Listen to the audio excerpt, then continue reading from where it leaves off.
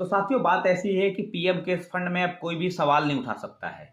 PM office ने Lok Sabha secretariat को ये बताया है कि कोई भी लोकसभा में पीएम केयर्स फंड से रिलेटेड कोई भी सवाल जवाब नहीं होगी, ना ही इस पे कोई सवाल जवाब कर सकता है। और रीजन ये कहा है कि ये फंड जो है ये सरकार के अधीन नहीं आता है, मतलब ये फंड प्राइवेट आता है, सरकार के अधीन नहीं है ये। और इस पे कोई भी अपनी आरटीआई फाइल करके कोई भी जवाब भी नहीं मांग सकता इस पे, ना ही इसके ऊपर कोई जवाब दिया जाएगा।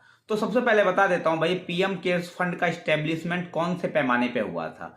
याद करो, कोविड-19 जब कोरोना बहुत चरम पर था, तब इस फंड का स्टैब्लिशमेंट किया गया था। और सरकार ने उस कोविड-19 में, जब कोरोना में लोग मर रहे थे, तो आपदा को अवसर बनाया था। और इसमें बहुत सारे पैसे लोगों ने अपनी एक एक सैलरी तक लोगों ने भेजी। हमने भी भाई पैसे भेजे उसमें, कोरोना को देखते हुए कि चलो लोगों की मदद हो जाएगी।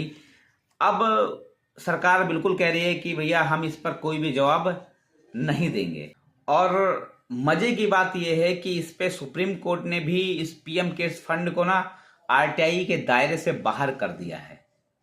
तो भाई, जब कोरोना इस समय एग्जिस्ट है ही नहीं, तो इस फंड का क्या काम, इस पीएम केयर्स फंड का अब तो कोई काम है नहीं, क्योंकि जिस पैमाने के अंतर्गत ये बनाया गया था भाई, कोरोना तो खत्म हो चुका है।